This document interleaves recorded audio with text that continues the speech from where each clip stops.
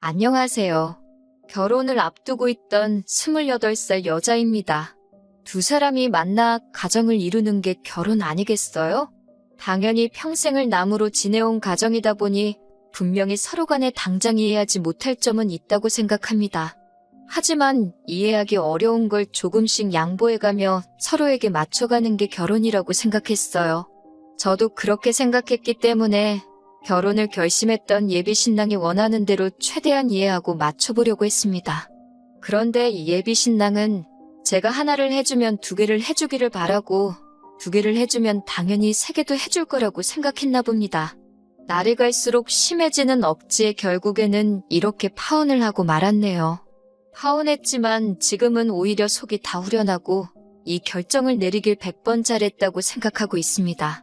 오히려 제가 사랑에 눈이 멀어 제 속이 시꺼멓게 타들어가는 걸 참고 결혼을 했다면 제 평생을 두고두고 후회하게 만들 뻔했다는 생각까지 들어요. 제 나이가 결혼을 생각하기에 시기상조라고 할 만한 나이는 아니지만 그래도 비교적 이른 나이라고는 생각하고 있었습니다. 저와 결혼을 앞두고 있던 예비 신랑은 저와 궁합도 안 본다는 4살 차이였어요. 나이 차이가 조금 나는 편이기는 했고 예비 시부모님 쪽에서 결혼을 조금 서두르시는 경향이 없지 않아 있었습니다. 예비 신랑 또한 제가 좋아서 정말 평생을 함께 있고 싶어서 청혼을 했다기보다는 예비 시부모님 등살에 밀려 청혼을 한 것 같다는 느낌을 받을 때도 있었어요. 저희가 연애를 한 지도 어느 정도 시간이 흐른 뒤였지만 예비 신랑의 청혼에도 제 마음속에는 사실 결혼을 해야겠다는 확신은 그다지 없었습니다. 너무 예비 신랑의 부모님께서 예비 신랑 길을 죽이고 사소한 것 하나하나까지 컨트롤을 하고 계신다는 느낌을 받았었거든요. 오죽하면 청혼 또한 엄마가 시켜서 했다고 한 거나 마찬가지라 했으니 사실 결혼까지 생각하기에는 조금 남자다움이 부족하지 않은가 하는 생각도 가지고 있었어요. 그런데도 제가 결심을 하게 된 이유는 저를 어려서부터 애지중지해 주시던 외할머니께서 작년을 기점으로 건강이 점점 안 좋아지게 되셨기 때문입니다. 항상 말버릇처럼 우리 손녀 시집 가는 걸 보고 싶다고 하셨는데 한번 병원에 입원하셨던 뒤로는 몰라볼 정도로 살이 많이 빠지셨고 조금만 움직여도 힘들어 하시는 게 눈에 보일 정도였어요. 제 평생을 함께할 배우자를 고작 할머니께 저 시집가는 모습을 보여드리기 위해 정했다고만 한다면 말도 안 되는 일이겠죠. 예비 신랑이었던 남자친구가 자기 부모님 앞에서는 못 믿어온 모습을 보여주기는 했지만 적어도 저한테만큼은 정말 잘 아는 사람이었어요. 그러니 연애도 그렇게 길게 했던 거였고요. 그리고 학벌 괜찮고 직업 괜찮고 신랑감으로 어디 하나 모자란 점이 있는 사람은 아니었습니다. 그리고 저희 부모님께서도 예비 신랑을 실제로 만나보신 적이 있었고 저희 부모님도 오래전부터 직업 괜찮다, 인물 괜찮다 하는 이유로 썩 마음에 들어하시고 있는 눈치셨어요. 저도 예비 시어머니 되실 분을 예비 신랑 통해서 몇 번 자리를 같이 한 적이 있었는데 예비 신랑에게 조금 강압적이기는 하시지만 정도 많아 보이셨고 또 어머님이 예비 신랑을 저렇게 꼼짝 못하게 할 정도로 휘어잡고 계셨으니 예비 신랑이 공부도 열심히 했고 배우기도 더 배워서 좋은 직장을 구했겠구나 하는 생각도 들었습니다.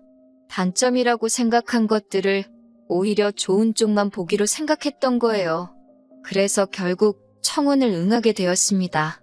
양가 상견례를 하면서 이런저런 것들을 조율했습니다. 예비시댁에서 지원금을 조금 보태주셔서 신혼집을 구하기로 했어요.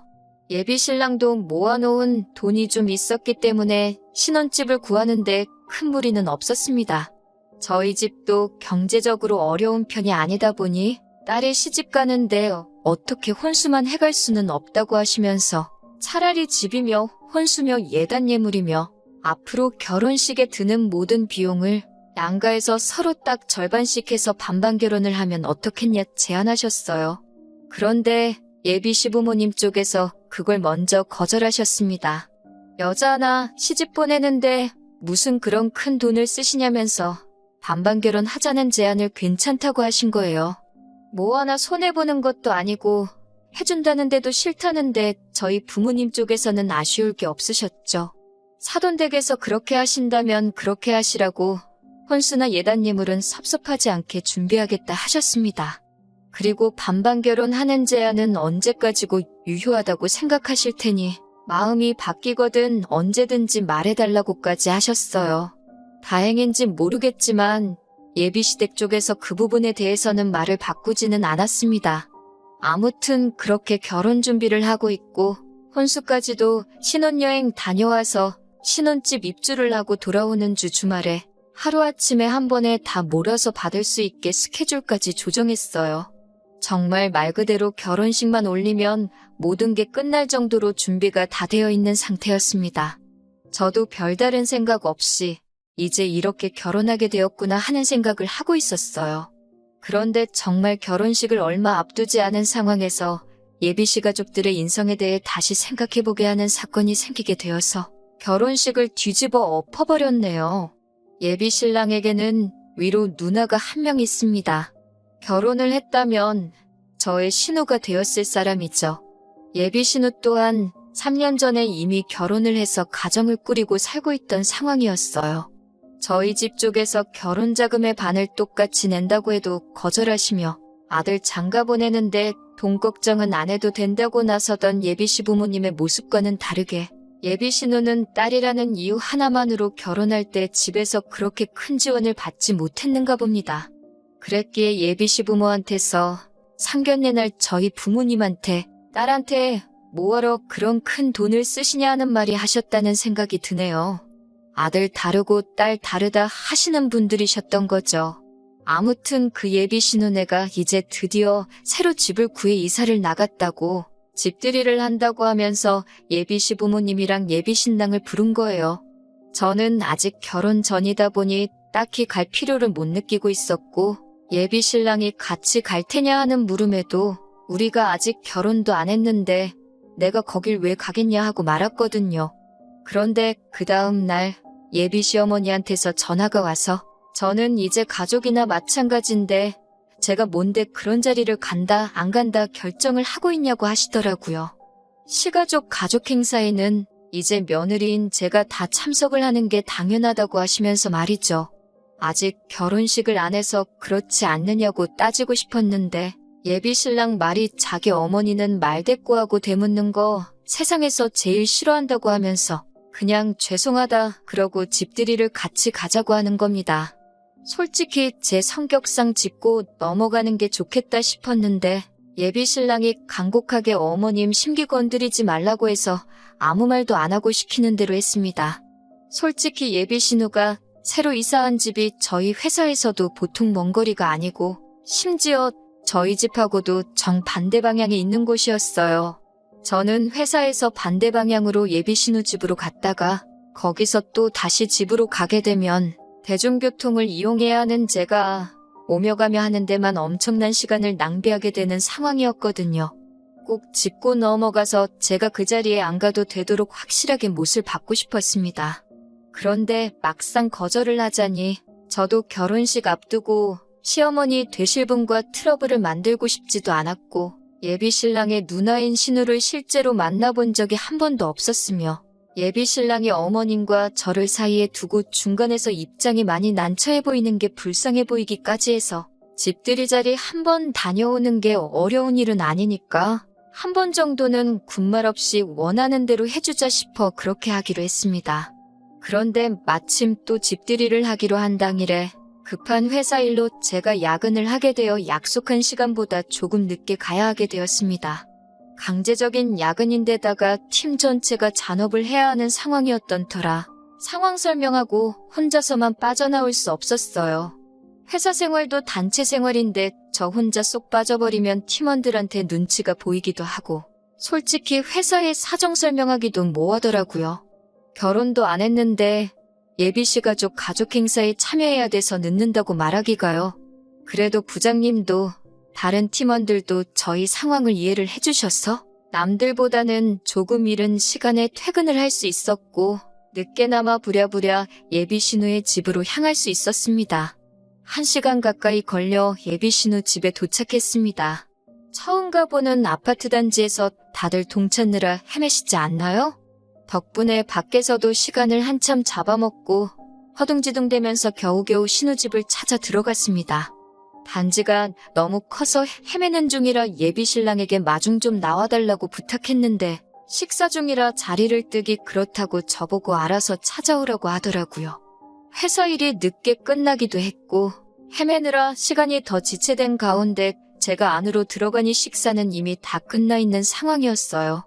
저도 야근하고 곧장 이쪽으로 오느라 식사를 하지 않은 상황이기는 하지만 오히려 저를 기다리지 않고 식사를 먼저 시작했고 식사가 다 끝나 있던 상황이 서운하거나 하지 않고 오히려 안심이 되더라고요. 그 늦은 시간까지 저를 기다리고 있었다면 밥이 정말 코로 들어가는지 입으로 들어가는지 모를 정도로 엄청 부담이 되었을 테니까요. 하지만 제가 다른 일도 아니고 회사 일 때문에 그런 건데 예비신랑이나 시부모님이나 굳이 신우를 소개하는 자리를 신우 집들이가 아니라 다른 날로 잡아주면 되는 거지. 기어이 여기까지 부르셨다는 점은 조금 서운했습니다. 안 그래도 잔업도 있었고 식사도 못한지라 체력적으로 많이 힘이 드는 상황이었는데 예비시 가족들 앞에다 두고 벌써듯 있어야 하는 자리가 정신적으로도 기가 빨리는 기분이었거든요. 어차피 제가 자리에 있든 없든 신우 집들이는 예정대로 진행을 했을 거였고 식사도 저 빼고 하는 자리였다면 차라리 다음 기회에 보자고 해줬다면 저도 참 배려받는 느낌이 나고 기분이 좋았을 거예요. 아무튼 예비 신우는 그날 처음 보게 된 건데 인상도 좋고 성격도 서글서글하니 참 좋아 보였습니다. 심지어 그 자리에서 예비 신랑도 예비 시부모님도 그 누구 하나 저한테 늦어서 피곤하지 않냐 물어본 사람 없었고 식사가 끝난 자리였지만 저한테 밥은 먹고 온 거냐 물어봐준 사람도 예비 신우밖에 없었어요. 정말 고마울 지경이었죠. 그런데 식사를 안 했다고 대답하기도 전에 어머님은 말을 틱틱거리시면서 늦어서 밥을 못 먹은 건 늦은 사람 복이지 않느냐고 하면서 당신들이 며느리 밥 먹는 거 기다려줄 군번이냐면서 예비 신우의 말을 잘라버리더라고요.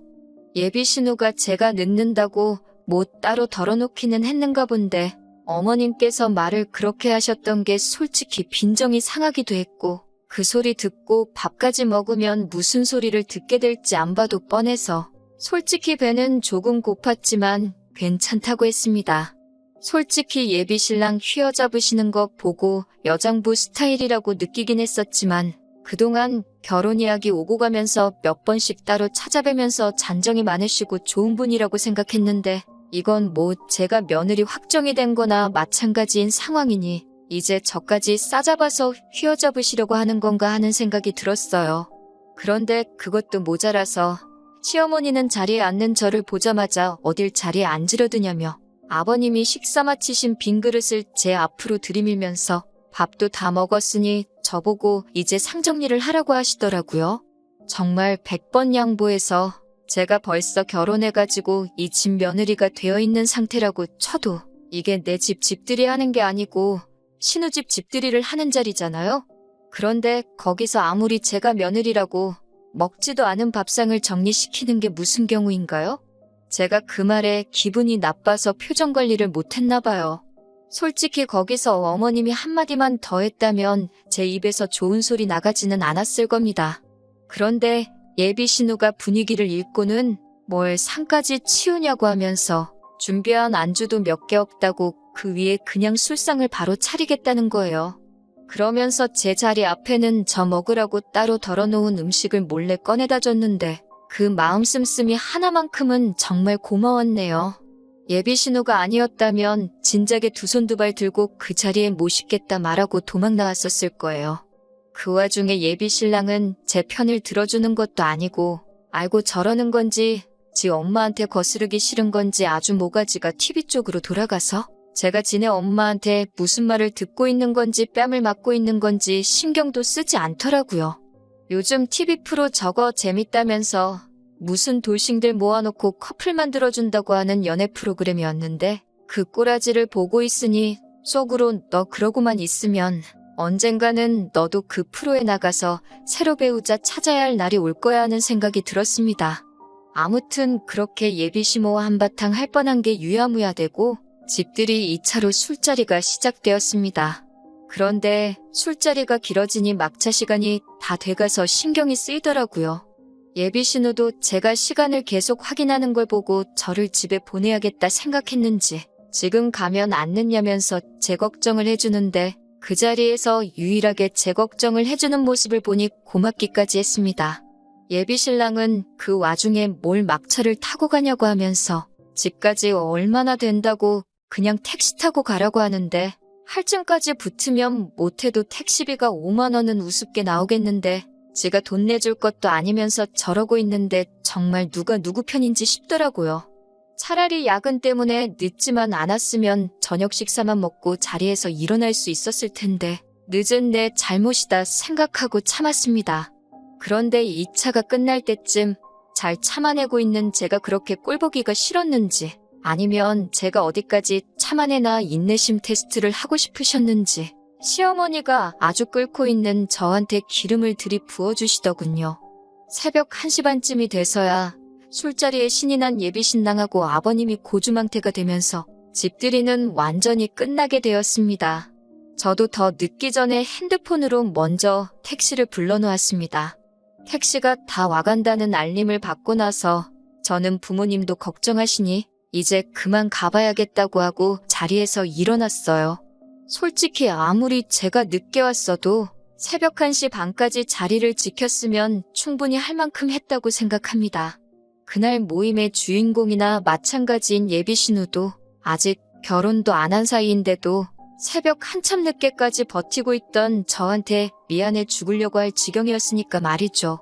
그런데 예비시모는 그것마저도 모자랐나 봅니다.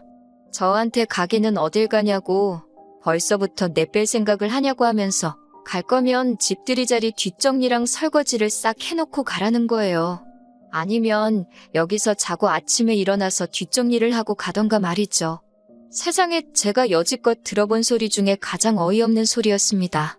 방 3개짜리 집에서 어머님 아버님 한 방 쓰시고 예비신우랑 남편이 한 방 쓸 테고 그럼 남는 방 하나에서 아직 결혼도 안 올렸는데 예비신랑하고 저보고 지금 한 방을 쓰라고 하는 건가요?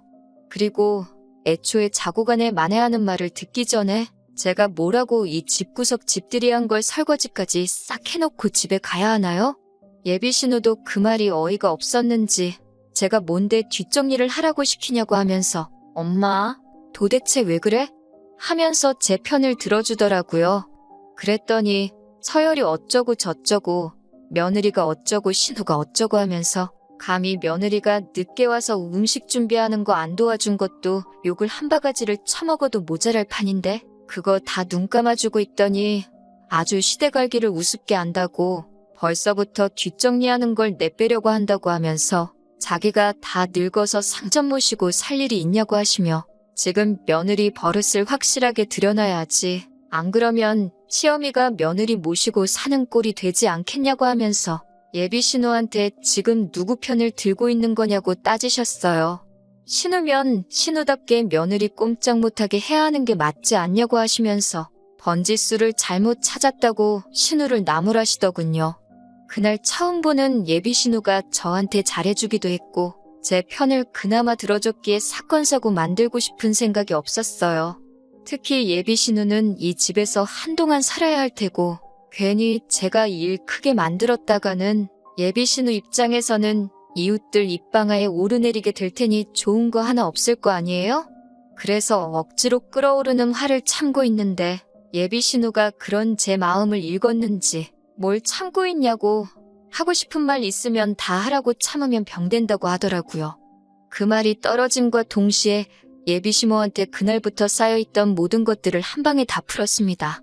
세상 어느 정신 빠진 여자가 결혼 전부터 이런 식모 대우를 당하고도 이 집에 시집을 오려고 하겠냐고. 예비신랑이 남자답지 못한 것도 있지만 어머님 아들 결혼 목전에 두고 뒤엎어버린 건 제가 아니라 어머님이라고? 아들 혼삿길 망쳐놓으니까 기분 좋으시냐고 목청이 떨어져라 고래고래 소리를 질렀습니다. 아무것도 모르고 술 먹고 뻗어있는 예비신랑 주머니에서 지갑 꺼내다가 5만 원짜리 한 장 꺼내서 나왔습니다. 집까지 택시 타고 가는 거 내 돈 내면 아까워서 제 명에 못 살 것 같다고 하고 말이죠.